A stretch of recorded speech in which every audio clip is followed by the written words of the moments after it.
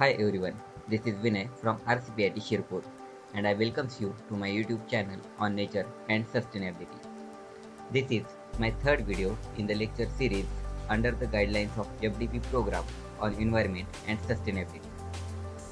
In the first two videos, I have discussed with you on the flood specific type urban flood and its characteristics, nature and sustainability, and the human participation in sustainable development. The content was liked by a couple of people, and I thank you all for the appreciation and comments.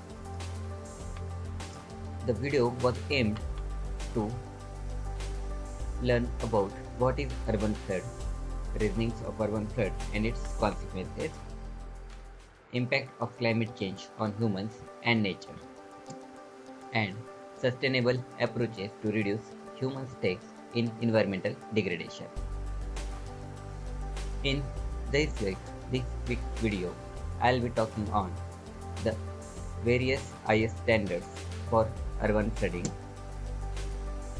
the impact of climate change on nature and humans, the carbon footprint calculations, and I'll be discussing with you the sustainability approach to the urban floods, a case study of Hyderabad city. The table discussed here talks about the various standards that works on water and its treatment. The ISO standards are marked on the risk targets and water efficiency management. Similarly, the BSI, that is the Business Standards Company, has developed some standards for the surface water flood risk management to help protect new developments and the redevelopment sites. Now, talking about the urban flood and climate change, there are few things that everybody should know. Everyone knows that every year the temperature is increasing a little bit. As the temperature increases, the water holding capacity of the air also increases. That is, a warmer atmosphere holds more moisture than the dry and cold air. The past studies on climate change suggest that there is evidence of heavier rainfall and it is likely to grow in the upcoming future. The climate change and flooding. These studies are quite tricky in nature, and studying the parameters responsible for this is complex. And scientists predict that heavy rainfall will increase in the upcoming future. Flooding isn't just about the rainfall, but other human factors also contribute towards the flooding. Now, what is carbon footprint? The carbon footprint is an estimation of climate change impact on certain activity such as making a product, living, lifestyle, or running a mechanism. Typically, carbon footprint is calculated by estimating emission of all greenhouse gases such as carbon dioxide, methane, nitrous oxide, etc. And in some cases, other types of climate impacts are also measured. For simplicity, all these impacts are added together and expressed as a single number, that is, in terms of equivalents of carbon dioxide. There are many existing and evolving standards for calculating carbon footprints, but in actual, all these practices do not give the truth value of carbon footprint because it's a very complex process. For example, even for a simple activity such as burning a liter of petrol, which releases a known amount of carbon dioxide, still there are certain uncertainties that can be encountered during the extracting and refining of the petrol before it was burned. So how to calculate the carbon footprint? Here I have given a simple method to calculate the carbon footprint. The method focuses on consumption of each and every of 5 major categories, that is housing, travel, food, product and services. For simplicity and clarity of the method, all calculation follows one basic method, that is the amount calculated per person per year. Here we multiply a use input factor by emission factor to calculate the carbon footprint for each of the category. The housing includes the electricity, natural gas, fuel oil, LPG, waste and water. And formula to calculate the carbon footprint is use per year multiplied by the amount of carbon dioxide equivalent, and that will be equal to the carbon 2 equivalent emissions per year. Similarly, the formulas for travel and product carbon emissivity are given here. Now, all of these I would like to relate with the urban flood case study of Hyderabad city. Hyderabad is a metropolitan city of the India and a capital of Telangana, joint capital of Telangana and Andhra Pradesh. Hyderabad is getting flooded every year with a small patch of rainfall, and the critical zones are identified by Greater Hyderabad Municipal Commission are Zone 12 and Zone 13 of the Hyderabad. This part is the Zone 12 and this part is Zone 13. Now, to calculate the impact of urbanization on land use, we have estimated the land use land cover for the Hyderabad city, Zone 12 and Zone 13 for the year 2001 from the year 2001 and 2016. The figure here shows the land use land cover for the 2000 year, 2001 and 2016. From the diagram, we can easily identify that the built-up area has been increased significantly from 2001 to 2003. The percentage of built-up area in 2001 was 46%, which has been raised up to 59% in 2016. Similarly, for Zone 13, we have calculated the built-up area, the increase in the built-up area, and it is seen that the built-up area has been increased from 62% to 75% from 2001 to 2016. This clearly indicates that the built-up area is increasing day by day, which will affect on the other land type, that is barren land, water body and stuff. Simply it means the other land type is decreasing as compared as the built-up area is increasing. Now, to calculate the flood-prone areas, we have considered here the two models, one hydraulic model HHMS and one hydrological model HHMS and other hydraulic model HECRAS. The figure here shows the flowchart for the model simulation run. Here we have used spatial data and attribute data as input to the model.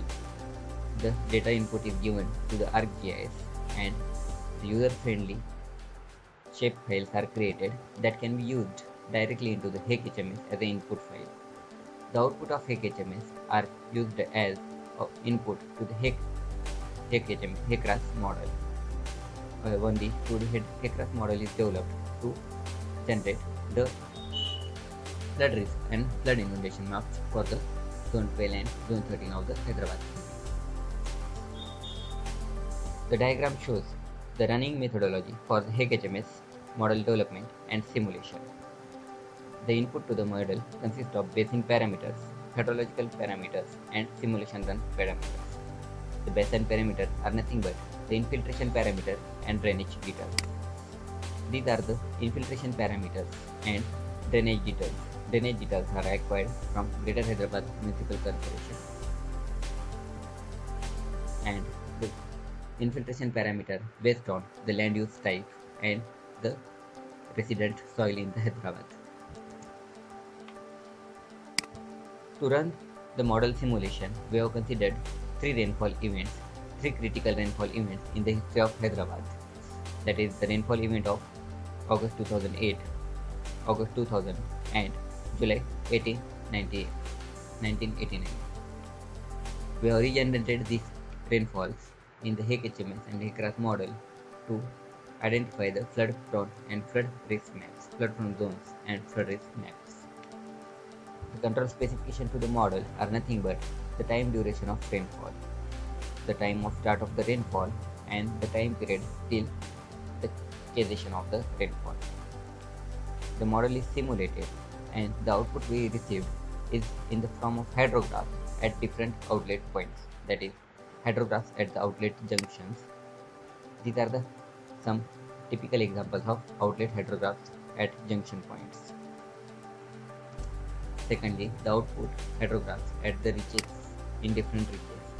These are the output hydrographs in the reaches, and the output hydrographs at the outlet of the basins, subbasins. So these are the output hydrographs at the outlet of subbasins. Now all of these output hydrographs are used conjunctively in the HECRAS model simulation, and flood inundation and flood risk maps for the Hyderabad city are prepared as shown in this diagram. This map shows the flood risk map for the zone 12 of Hyderabad, and this is for zone 13 of the Hyderabad. The risk is divided into three parts: high risk, medium risk and low risk. As this is a total urbanized area, the water depth greater than 1 meter is considered into the high risk zone. 0.5 to 1 meter of water depth is defined as medium risk, and less than 0.5 is defined as low risk. So from the pie chart we can see that the area that come under the low risk for zone 12 is 67%, while that for the zone 13 is the 52%. That is almost more than half the area is under low risk. 1/3 area, that is 24% for zone 12 and 39% for the zone 13 comes under medium risk, and for both the zones 9% area is under high risk. The area in the red mark area here shows the high risk area. Now to have a clear view and better understanding of the risk zones, we have plotted these risk maps on Google Earth. From these maps we can easily identify that the areas, that is Apurva Colony, DIH Jati Malka, Subhash Nagar, Indira Gandhi Colony, Dilkush Nagar, Rajiv Gandhi Nagar in the zone 12, and Dinkar Nagar, Rajiv Nagar, Sai Nagar, SBI Colony, Begumpet Airport area, Gandhi Nagar in the zone 13 are prone to the flood risk. Now, to validate and identify the truthness of model results, we have visited the flood site during the 2017 flood event, and we found that most of the area marked by flood model are inundated during the flood event of 2017. Here are some pictures of field visits. Now talking about the floods. Since a flood protection system guaranteeing absolute safety is an illusion, therefore an amendment in relief policy is to be achieved by spreading the awareness of risk and associated danger among the people. In today's changing climate, possibility of efficient system design will always be overawed by the altered precipitation pattern.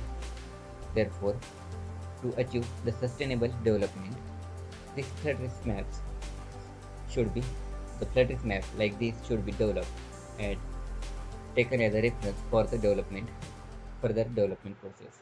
These maps will help the localized people to identify the high risk zones, medium risk zones, and low risk zones, and accordingly they will help to settle them down. Similarly, these maps will help the government authorities and town planners to develop the city and take the measures as per the prevailing situation.